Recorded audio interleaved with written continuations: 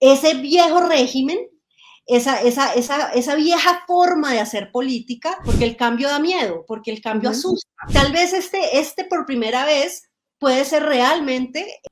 Primero, yo estoy relacionada, no diría que de manera experta con el tema de la justicia transicional, pero sí estoy más o menos enterada de cómo funciona, del conjunto de instituciones que hacen parte de la justicia transicional, pero para que la gente se ubique un poquito, me gustaría que por favor nos expliques qué es el Centro Internacional de Justicia Transicional y qué es lo que hace y cómo se vincula aquí en Colombia con lo que es el posconflicto.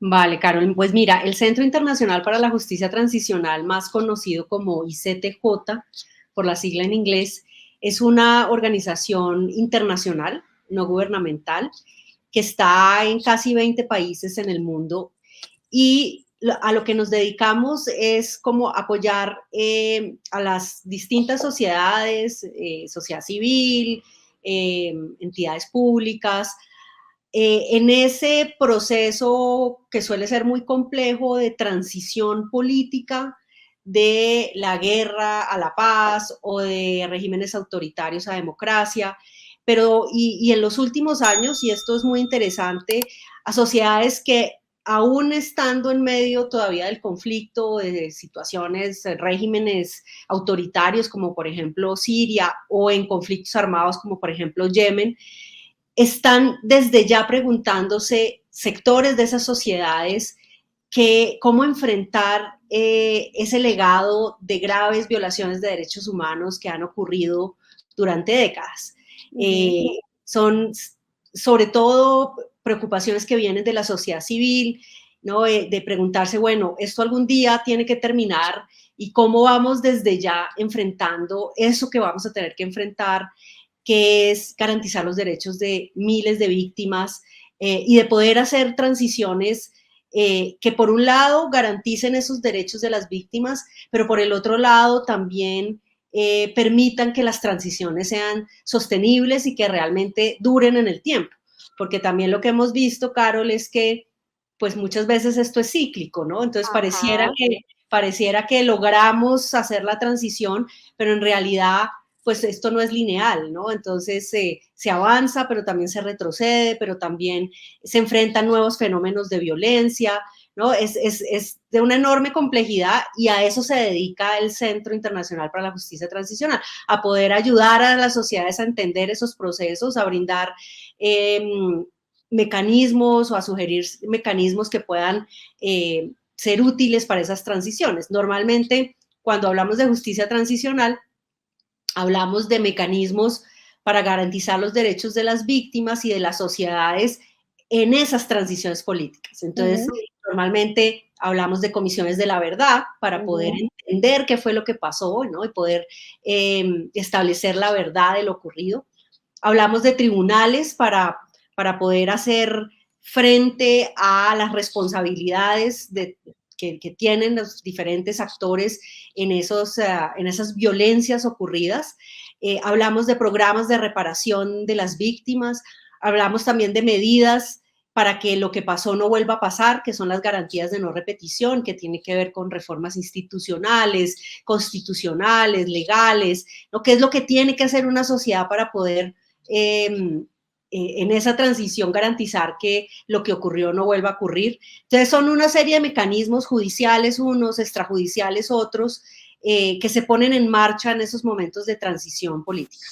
Sí, has nombrado muchas cosas que son súper, o sea, a mí me parece que vienen muy a cuento con las tensiones que estamos viviendo ahora, pero que creo que para mucha gente salen de cuadro o pasan desapercibidas, y es tener esta noción de transición, de no repetición, de mecanismos legales, como que nos acostumbramos tanto a nuestra guerra, nos acostumbramos a nuestros 5 décadas de conflicto, que no hemos abrazado realmente la idea de que después de unos acuerdos de paz viene una transición y vienen unos cambios. Es como que seguimos un poco en el loop, ¿no?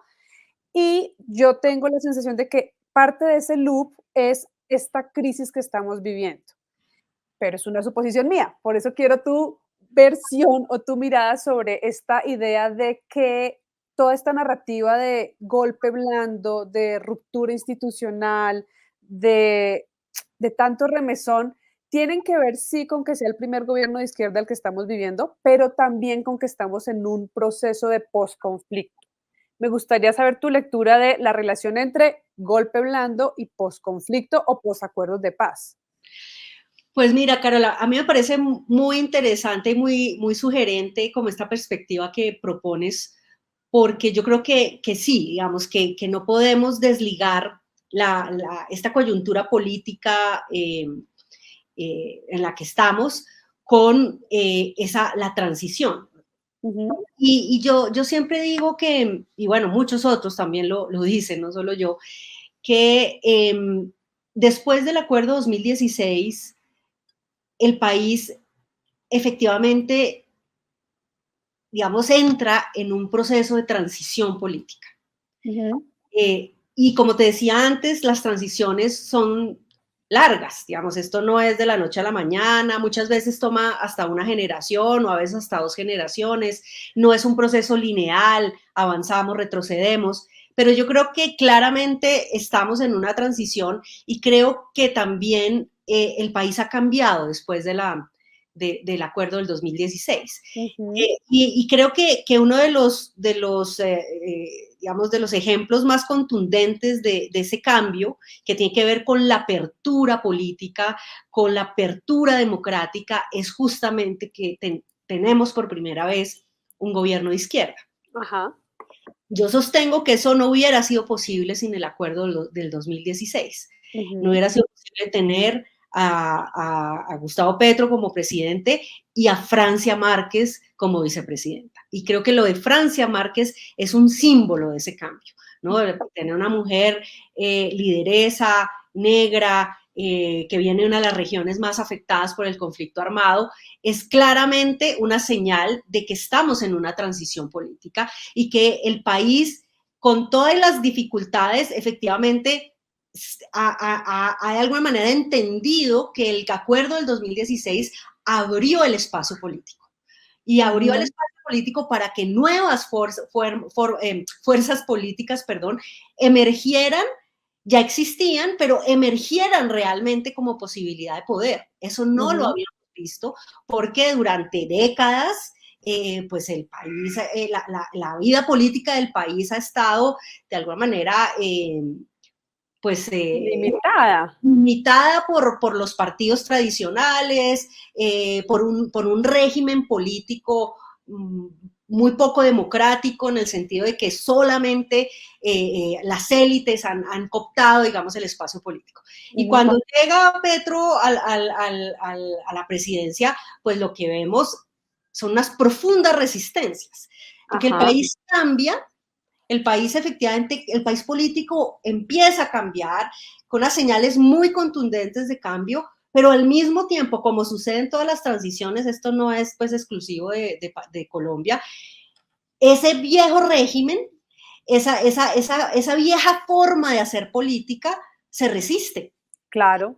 Y quienes han tenido siempre los privilegios, ¿no? Las élites económicas y políticas de este país, que han tenido el poder durante décadas, pues se resisten al cambio.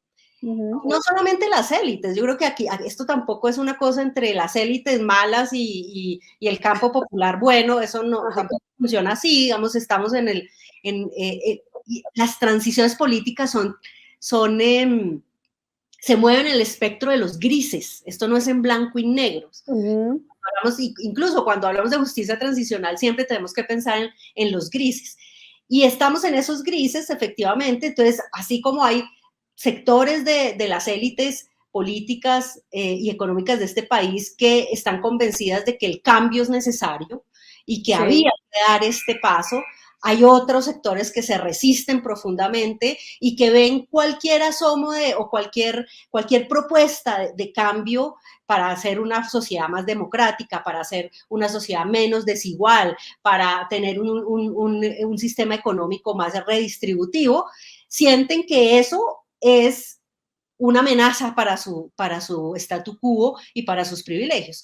Y también hay muchos sectores, no de las élites, sino sectores de la sociedad, incluso de las clases medias y populares, que también se resisten al cambio, porque el cambio da miedo, porque el cambio asusta, porque no sabemos exactamente hacia dónde estamos transitando, hacia dónde es que nos lleva, digamos, esta transición, y eso produce resistencias al cambio, críticas, porque pues es que son décadas de lo mismo, y tal vez este por primera vez puede ser realmente el gobierno de transición.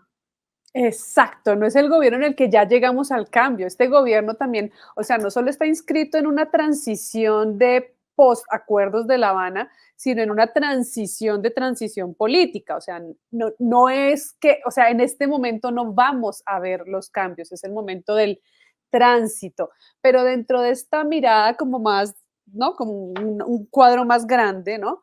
Entre estos tránsitos, tiene sentido que se esté hablando de el golpe blando, hay peligro, hay razones para creer que sí se puede producir algo así, o es un ruido propio de las efervescencias de una transición. Yo creo que es un poco de todo. Mira, el lawfare, que es esto, digamos, como los golpes por medio de, usando, digamos, el aparato judicial, eso ha pasado en muchas partes, digamos, esto no es que sea tampoco una novedad. Le pasó a Lula en el Brasil, luego le pasó a Dilma, porque cuando se producen estos cambios y estas transiciones políticas, como te decía, hay sectores que rechazan ese cambio y buscan diferentes alternativas para golpear la legitimidad del nuevo gobierno, del gobierno de transición, e incluso buscan distintas maneras de producir una crisis para que ese gobierno salga. Ajá. Entonces, ya digamos los golpes de Estado que veíamos en la década de los 70 e incluso 80, pues ya no son muy populares, ¿no? Ya hay poca posibilidad de que eso tenga éxito y se han ido inventando, digamos, otras fórmulas. Y una de esas fórmulas es efectivamente buscar por la vía judicial deslegitimar al nuevo gobierno y buscar incluso por esa vía sacar a los nuevos mandatarios. A veces lo logran, como ocurrió en Brasil, y a veces no se logra.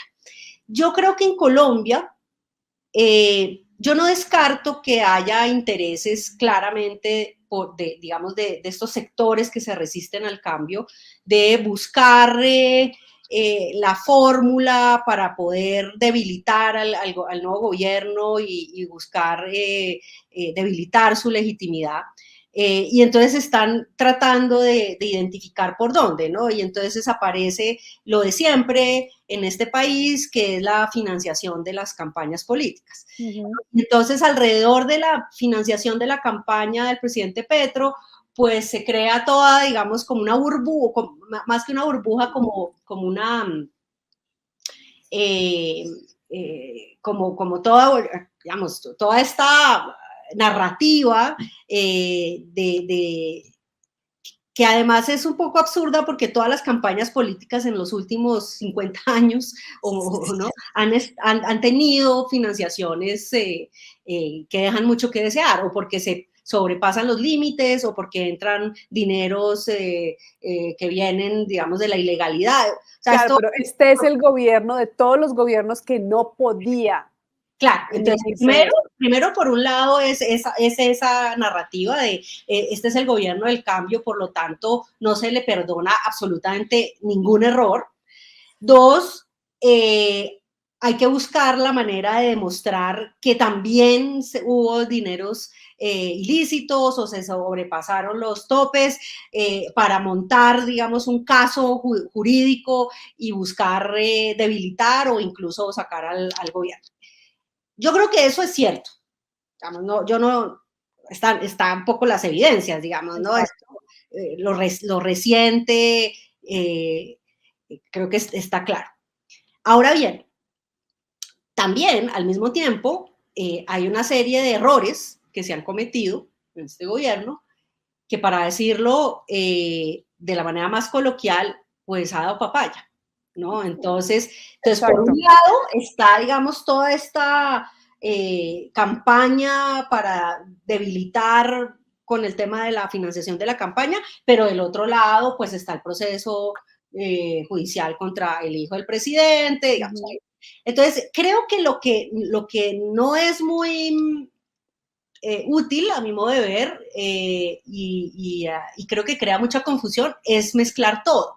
Y creo que hay una cierta tendencia a mezclar todo, ¿no? Entonces, todo es persecución, ¿no? Entonces, a veces se cae en una cierta actitud de victimista que a mí personalmente me molesta mucho, porque creo que tampoco, digamos, ¿no? O sea, sí, hay sectores de este país que no soportan que tengamos esté pasando este gobierno de izquierda, que se resisten al cambio, que se van a seguir resistiendo al cambio, y ese es un reto enorme que tiene este gobierno, ¿no? A pesar de esa resistencia, poder avanzar en el tiempo que tiene, pero de otro lado también a veces siento que hay un discurso un poco, a veces con ciertos tintes derrotistas, ¿no? Como que no se pudo, no me dejaron, esto fue muy difícil, es que no dejan. Sí, hay de eso, pero usted es el presidente, ¿no? Y usted tiene los recursos, tiene la capacidad, tome las decisiones que tiene que tomar, haga lo que tiene que hacer. Entonces, ¿ves? Yo creo que hay un poco de todo, ¿no? Y yo sí, mira, yo te digo sinceramente, yo voté por el presidente Petro, yo creo en el cambio, yo creo en la transición política, creo que es necesario las transformaciones en este país, pero a veces también me siento frustrada, porque digo, no, pero no, o sea, hágale, hermano, o sea, sí, como que uno quisiera ver más eficiencia, más capacidad, pero al mismo tiempo, que te digo, insisto, esto no es en blanco y negro, también tenemos que reconocer que esto es un aprendizaje. Digamos, no tenemos, como en otros países, por ejemplo, una tecnocracia o burocracia, en el buen sentido de la palabra, de izquierda. La estamos viendo hasta ahora. Sí. Porque nunca habíamos estado en el poder. Sí. Entonces, pues, aprender a hacer gobierno es costoso. Y la curva de aprendizaje es costosa. Y es lenta. Es lenta. En 4 años no se va a aprender. Lenta. Por eso yo creo que hablar de que esto es un gobierno de transición me parece que es acertado, porque efectivamente en este gobierno pues se tiene que consolidar una tecnocracia de izquierda, la izquierda tiene que aprender a hacer gobierno, tiene que aprender cómo funciona el Estado. Claro, lo que pasa es que, como te digo, ese aprendizaje es costoso en términos políticos, de ejecución, ¿no? Y ahí estamos.